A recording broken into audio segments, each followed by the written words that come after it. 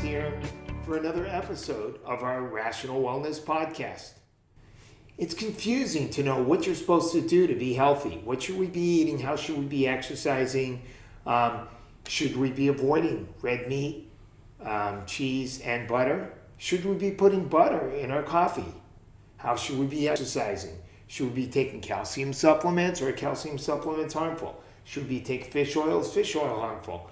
My goal is to bring clarity to some of these issues using the top scientific research and interviewing experts in the field who can help us understand some of these issues. Please subscribe to the Rational Wellness Podcast on iTunes, Stitcher, or YouTube. So let's get started on your road to better health. The hope was so enticing back in the days, crazy. Hey, Rational Wellness Podcasters. Thank you for joining me again for another episode of the Rational Wellness Podcast.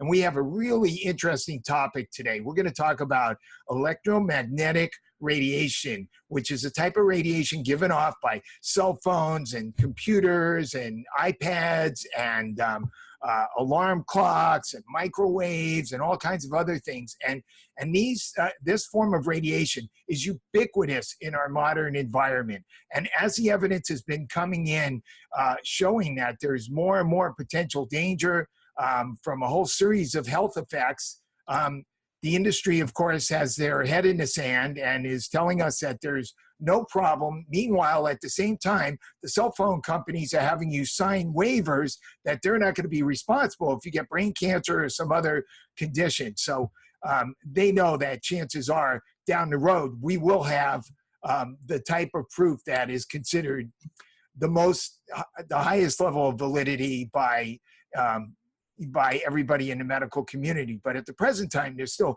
plenty of evidence indicating that this type of radiation is potentially dangerous for us. And I know for me, I don't want to wait for all the studies to come in before myself and my family find out that we have some, these damaging effects. I think it makes sense to do something about it now. So in order to bring us some information about this topic, we have the guy who is the expert on EMF radiation. We have Daniel DeBaun.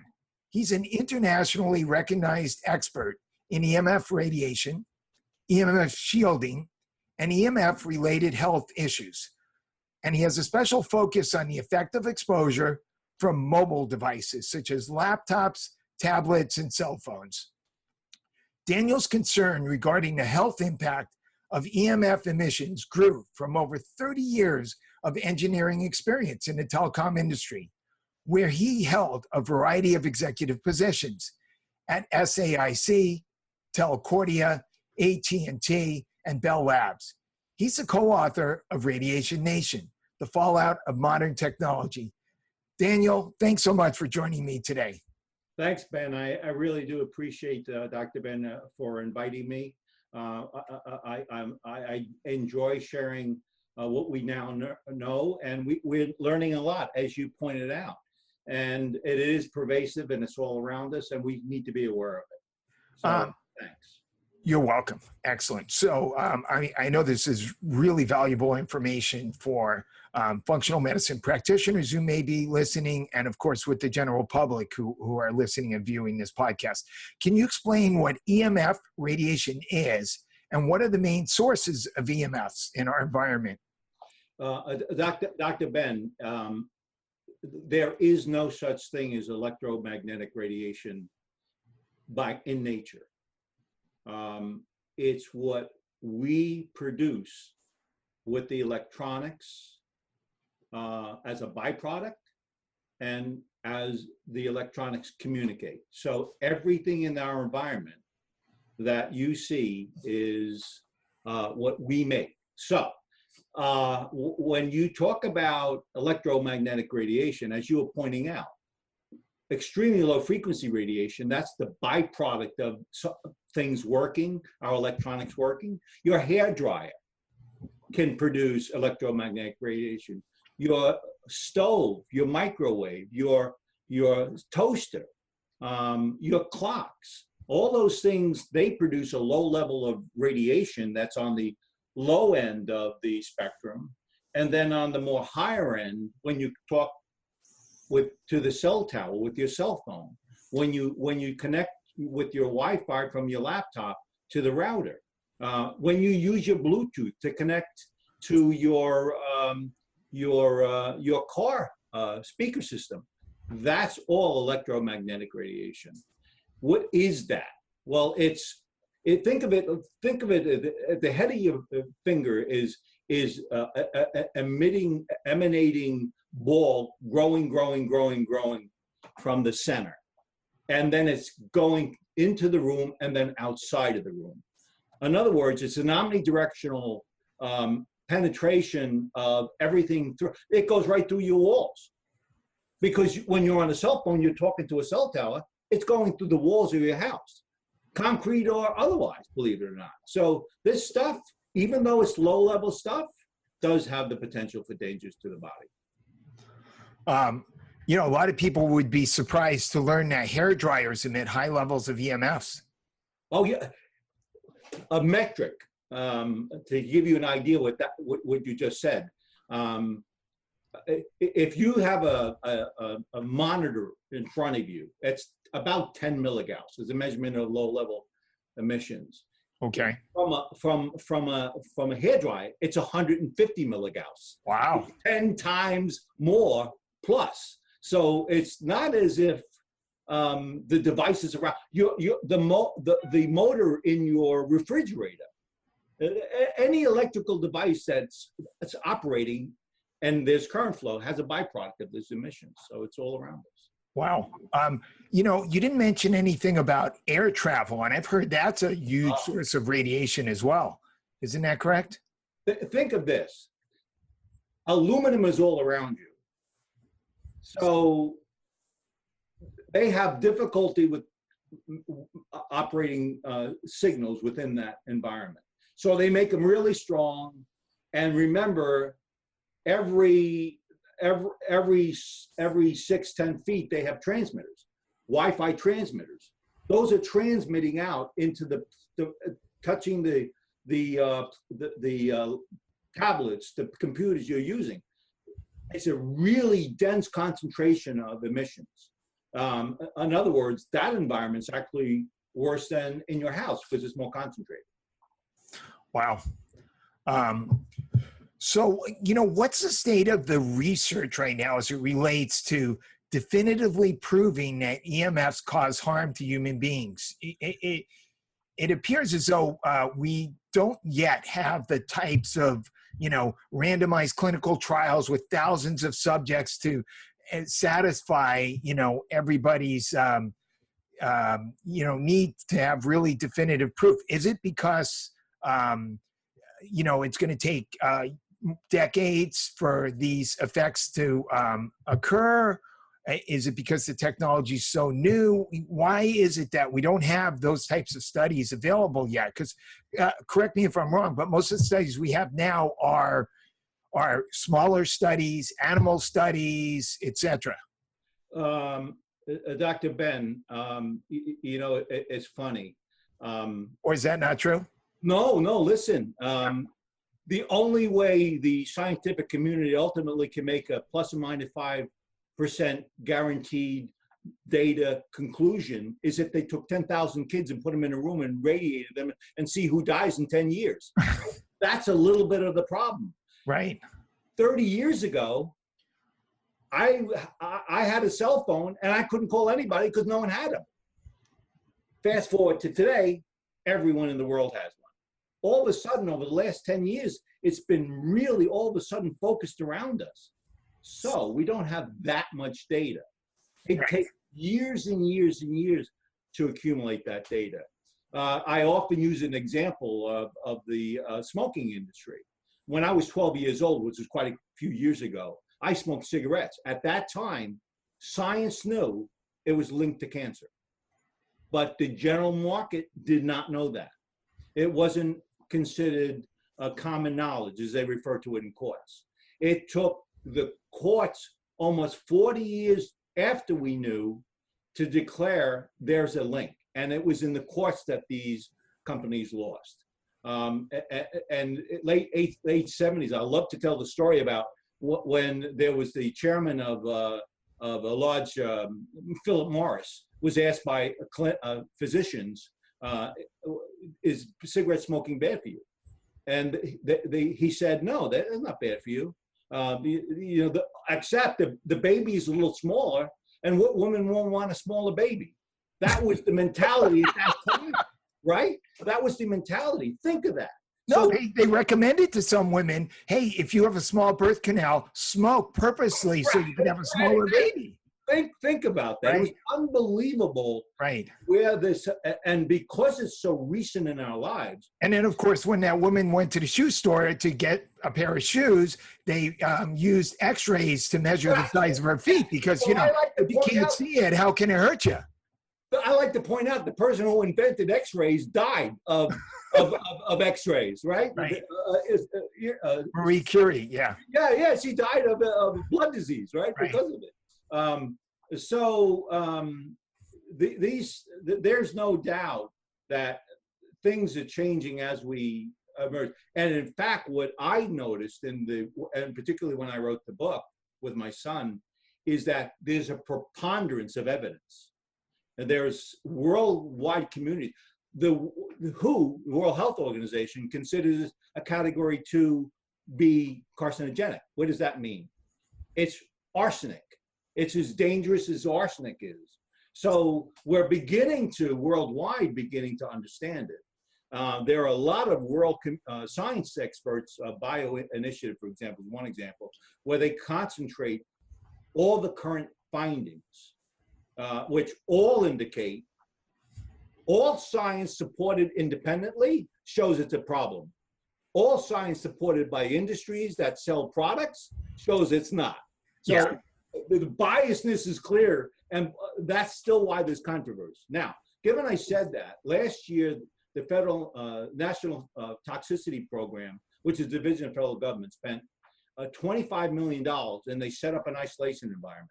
It was an epidemiology study. They took transmitters of cell phones, and they radiated 2 populations, a little bit and a lot. What was statistically significant in their finding was there is no doubt there's a 2% more likely increase in tumors that convert to cancers in the frontal lobe and in the heart, believe it or not. We were all surprised when we found that out.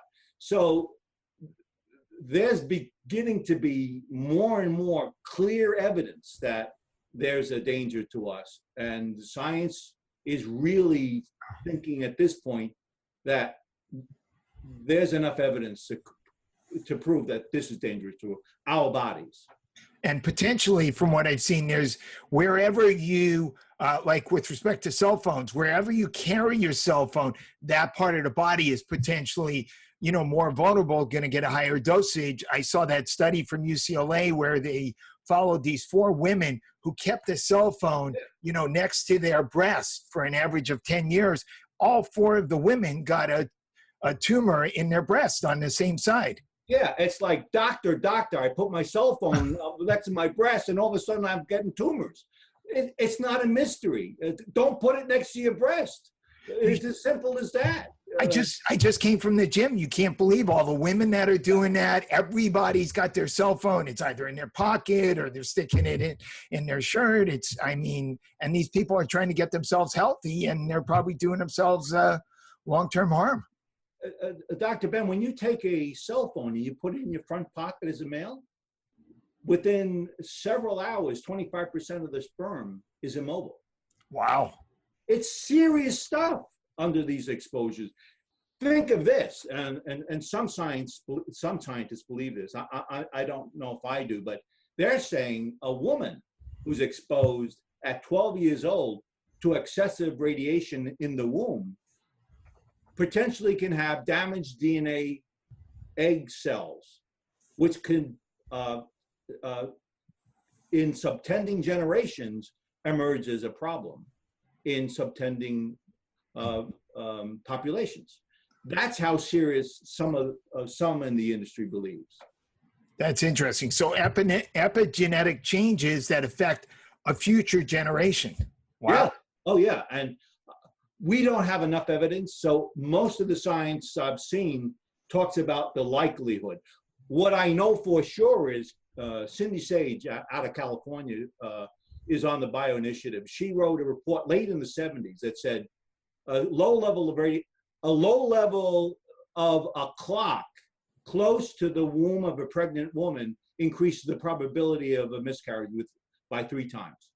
Wow, 3 times. That's huge. 3 times.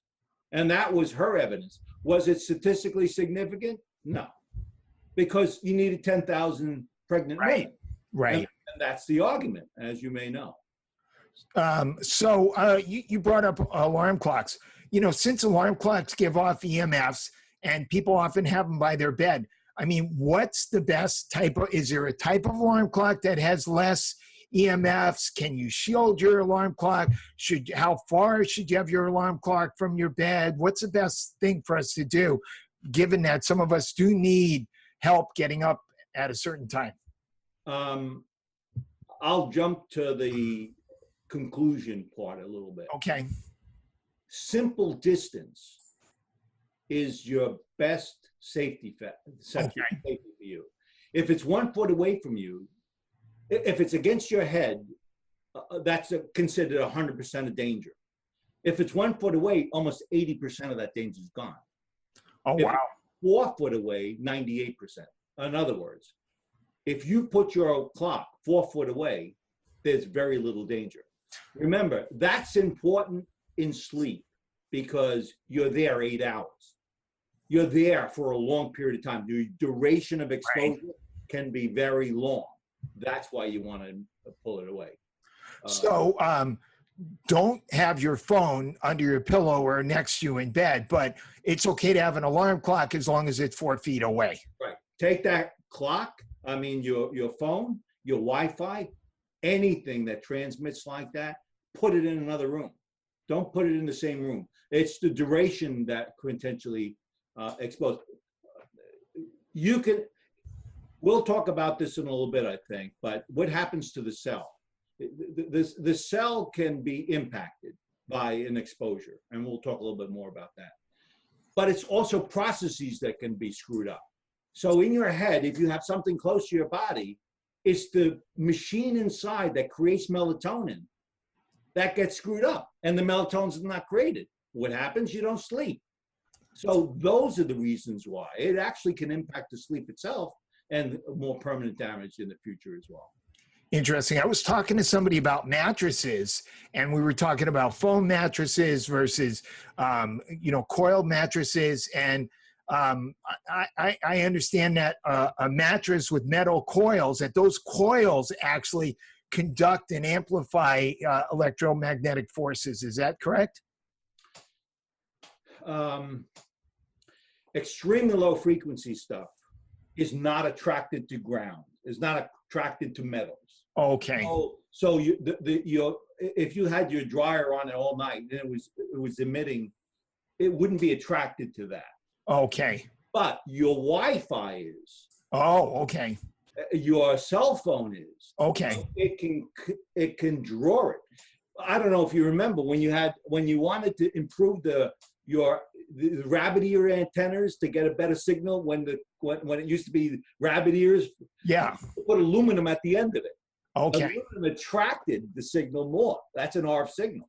Right? That's what you're doing here. You're actually attracting it. And when you said RF signal, that's radio frequency, and EMF is a form of RF signal, right? Yeah. Let me tell you what an RF signal is. So you better understand what the challenges are with it. An RF signal is around 2 gigahertz. It's just a number, around a 2. A microwave is around a 2. So when you take and you put a piece of meat inside an oven, you heat the water between the cells oscillate, and the food cooks. That's known as a thermal emission. And microwave is a radio frequency wave. It's the same frequency, except one is a lower magnitude, it's less energy. But it is a thermal emitting signal that is heating up your head by 2 degrees. So in terms of microwaves, we know that if you stand in front of a microwave oven close to it, you're going to get, Right. dangerous, radiation. What about the effects of the microwave on altering the chemistry of the food? Is that damaging to us? It's damaging to the food. Okay. It actually can make it a carcinogenic. Oh, okay. So it depends on the food. It depends on the composition of the material that's being cooked. But there's no doubt the minerals, the benefits of the food is diminished with more and more of the microwave oven cooking your food. There's no question about it. Because in this fast society, when everybody's in a rush, more and more people are just throwing stuff in the microwave. It generates known carcinogenics from those exposures. There's no doubt. So I don't use a microwave, as you could imagine. Yeah. It's a precautionary measure. Yeah. It's like, I'll use an oven. I'll heat it up there. That'll be okay. It gets hot. I'll be able to eat it. Takes a few more minutes, and that's okay. Yeah, but I don't worry. Right. So what do you think are the biggest risks from EMFs? Is the biggest issue, damaging effects to the brain, like brain cancer, or cognitive effects, or cellular damage, or DNA damage? What do you think are the main health effects of EMF radiation? It actually is a gamut. It's the entire gamut. When you can get headaches, your hands can hurt from the exposure. Of course, we talked about the sperm count. The cells can react to the signal. We know for sure that many of the physicians consider the damage to the cell. They call it oxidative stress. Yes. Right. And oxidative stress is where the cell's saying, stop exposing me to that thing. By the way, it's a toxin, right? You think about the cell it doesn't reinvent itself every time it sees something different in the environment. Environment has the volatile organic compounds, which is the chemicals in the air that we get upset about. So By the way, let me just interrupt you real quick. Sorry hopefully you don't lose your train of thought, but does that mean that antioxidants would provide some benefit since radiation causes oxidative damage? That is a very recent sort of understanding. I'm not convinced that that's in and of itself is sufficient. Okay, I'm sorry. Go ahead. No, but that's a good question because I don't believe in most of what people are saying. Antioxidants are some of the things but it's because of the impact to the autoimmune system that actually may be why there's benefit. In fact, Dr. Olli Johansson out of Sweden recently published with some colleagues. He's saying that it's not just the oxidative stress to the cell. It's not just the penetration of calcium when the membrane gets damaged. It's not the mutation that occurs as a result of that. It's not just the DNA damage that occurs from that, but he believes it's also suppressing immune system. So there is maybe beginning to be some evidence that there are ways of dealing with it, but we don't know much about that yet. Wow. So you're right. I got off the subject. I don't remember the question. I'm sorry. So you were going on about the main health effects of EMFs. Oh yeah. So what we know is it can be a gamut of just bothering stuff. It just bothers us a little bit. Yeah. 20% of our population is electromagnetically hypersensitive. The known subject, mostly women. It seems like the more we get exposed to these emissions, the more is there a growing trend that people get a headache. When they bring a cell phone to their head, they almost immediately get a headache.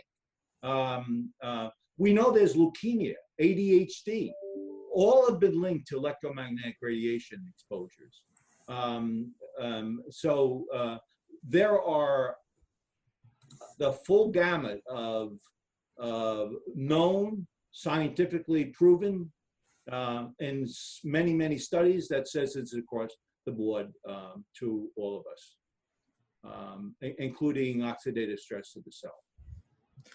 So in terms of regulations for EMFs, in your excellent book, Radiation Nation, which I highly recommend everybody get a hold of, you talk about the fact that the basis for regulating EMF emissions is something called SAR, the specific absorption rate.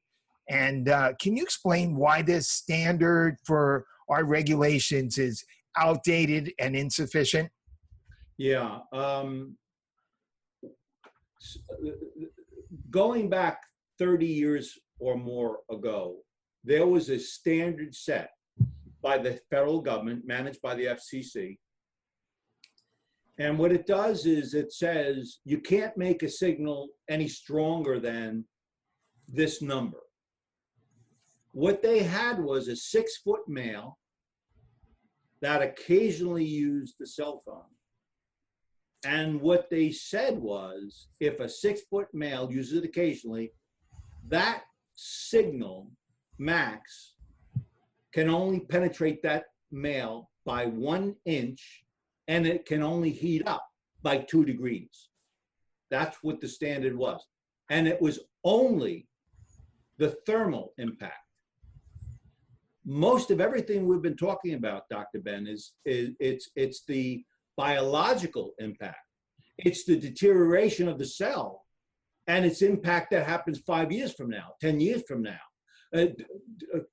Damaging the DNA of the cell doesn't mean you're going to die today. It does mean it may have a problem 10 years from now. And really, so the biological impact is more likely true to be the bigger problem than the thermal component. That's why if you look at the standards, they're archaic. And it was, and I hate to get into the detail, but it was on an analog signal. An analog signal is a constant load. Take a piece of steel, a post, put it on a piece of concrete with 10,000 pounds on it. That concrete won't break. That's an analog signal. If you lift it up and you put it down, lift it up and put it down, you become a jackhammer. That jackhammer is now the current digital signal that's on these subtending generations of cell connections. And it's that more likely that is damaging the cells than the analog. And now we go to 5G, which is next generation, and they have 2 signals within, they call it multi-in, multi-out, and they have multiple signals of digital signals carrying by that carrier, actually potentially being more dangerous to the cells. So the answer is it has no way it covers the biological impact and the strength of the signal related to those impacts. It only referred to occasional use. And remember, I told you before, 30 years ago, I had no one to call. None of my friends had cell phones. You take that cell phone and that signal that you have today, that signal will go completely through a child's head that's 6 years old. Because the way the immature cranium, the brain itself is immature, it's all very, very soft tissue. That's pretty dangerous. And no one expected that. No one expected to have it in your lap with a laptop, with a tablet. No one believed kids at 6 years old, 8 years old will be sitting there with playing a game all day with the RF transmitter coming out of the front of that thing. Yeah, and you see that a lot. Yeah, that's how they babysit their children. I know. It's not a good thing.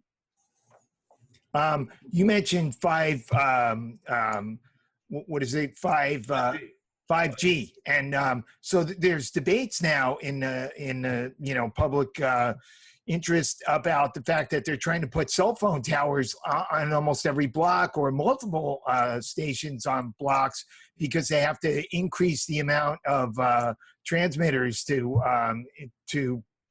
create this 5G environment. Yeah, actually, a great question. When you have around a 2 gigahertz signal for your cell phone, around that, Right. It can go 3 to 5 miles. It can really travel. And with the current 4G level of technology, you actually can put up to 10, a little bit more gigahertz of data on that, right? But when you go to 5G, to broaden the bandwidth of those signals, they're going to be going not from 2, but 10 to 50 times more speed. Wow. So it goes to 60 gigahertz. And as I said before, to improve the probability of increasing the data, what they're doing is, when you have a pool in your backyard and your wife says, go fill it up, you bring your hose out there. If your wife says, I want it today, I don't want it tomorrow, you get the second hose and you put it in. Now you have 2 hoses. You're doubling the volume of data. Well, that's what 5G does. It doubles the volume of data, and it increases the speed substantially to get that data to you. Why is that a problem? That can't go 3 to 5 miles. It can only be a couple blocks.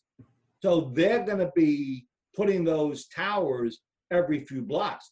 And as you alluded to, what's happening is the federal government's pushing down the requirements that allow cell phone companies to bring them in without local approvals from the construction planning zone. They're saying we have the right to just install it, just like they're doing with smart meters. They're allowed to do it, and we can't stop them. Wow. I know I've gone out of my way to not have a smart meter at my home. I'm paying more money to the power company to prevent them from doing it. Right. What about those of us who have the smart meters? How dangerous are these? And, what can we do to shield ourselves from the effects of smart meters? What we were doing, we talked about distance. If it's on the side of your garage and there's 20 feet between you and the first inside wall of your house, there's no dangers at all. Don't worry about it. You just don't worry about it. Most often that's the case, where they're really located in this place where they're really not having an effect. The one on my house is directly adjacent to one of the bedrooms. So move the bed. Well, I'm not getting a smart meter as long as I can hold out. If you have a meter and it's against the wall and the inside wall is where you have your bed, move that bed. Yeah. At least 10 feet. Yeah. Because that's a constant load for a long period of time. What about just the power box? No, the power box, there's really no real concern. Okay. If you're electrically hypersensitive, current is flowing and there's some level of emission from that, but generally most of us are fine with it and it's not dangerous. Oh, okay. So for the smart meter, can you put some protective shield up on the wall? Some manufacturers are beginning to consider ways of dealing with that. And yeah, there are, but I'm not sure how effective they are. Remember, I told you they're an omnidirectional signal. It's like a cell phone signal, by the way. Right. Almost the same thing.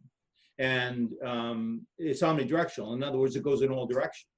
So they have shields that prevent it from going to the sides, but they don't have it so it's protected from the front and back. But you're right. Putting a shield inside your house can be effective. So what about shields for cell phones? So 2 questions. One is, I know that you have a company called DefenderShield, and you offer some products that can help us shield ourselves from the EMFs from cell phones and laptop computers. Can you tell us about those products and how they work? Yeah.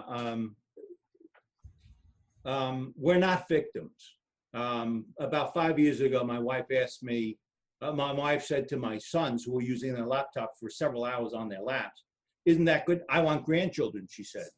And she didn't know why she said it, but I instantly realized what it was because I had the technical background. So I went to try to find something that really was effective, and I couldn't find it. So I built them one that actually shielded them.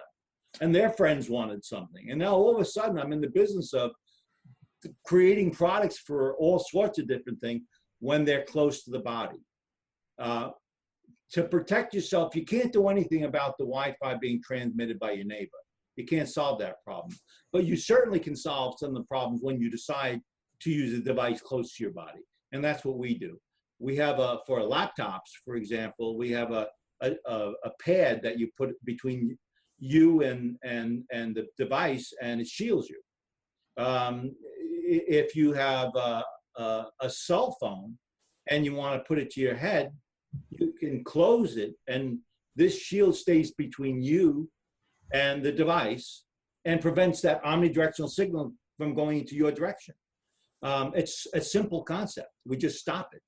So we have product lines that are designed to protect the body anytime you choose. If you have it in your pocket, make sure the shield is towards the body and you're protected. That's great. So where can we get these products? Where do we go? You would go to DefenderShield.com. Great. DefenderShield.com, and we have a variety of products that help people protect themselves. And I got to tell you, you know, when I was doing the design for that product, you know, we talked about there's not a lot of statistically significant scientific evidence, although last year they did.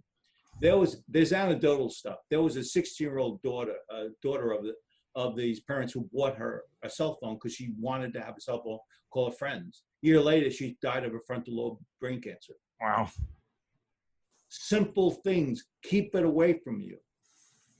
Don't put it close to your body. If you choose to do it, make sure you either use earbuds that prevent that 1.6 watts per meter squared from hitting your body. And that definitely helps. Use it in speakerphone mode and you're perfectly safe. But if you wanted to put it to your head, you really want to look for a device that can actually shield you completely from that signal. What about using Bluetooth? Oh, I'm asked that question all the time. Bluetooth is an RF signal. Okay, so it's not safer. It's a thermal emitting signal. It's a microwave signal. So there's no doubt. The level of strength of it is less. It can only go 30 to 50 feet, right? But under long durations, close exposure, science is not smart enough to be able to differentiate the difference between that and a Wi-Fi. So in your car, you're better off putting if you have to talk to somebody on the phone, I know it's best not to at all, but if you had to have a brief conversation, it would be better to put your phone on speakerphone than Bluetooth? You know, first of all, if you use it a few minutes, just put it to your head and use it. The durations are not that long. It's not going to have an impact to the cells of your body. It's when it's an hour, when it's, you know, half an hour. You have these long durations. But a good practice is where you keep it in speakerphone. If you want to have a Bluetooth, put it on the seat next to you. And then phone on the seat next to you. Yeah. And then the signals that are being transmitted are a little bit of distance away. Okay, I see. Yeah, right. And it's a little safer. Well, that's good. That's what I usually do. But what also true, a cell phone generates extremely low frequency emissions. It generates Bluetooth, Wi-Fi, and cellular connection. There are 4 potential sources. Wow. If you don't need your Wi-Fi on, turn it off. If you don't need your Bluetooth on, turn it off. Why? Because you're reducing, I call it the bees in the room. Anytime you want to make sure you have a safe environment, you want to make sure you reduce the number of sources in your space.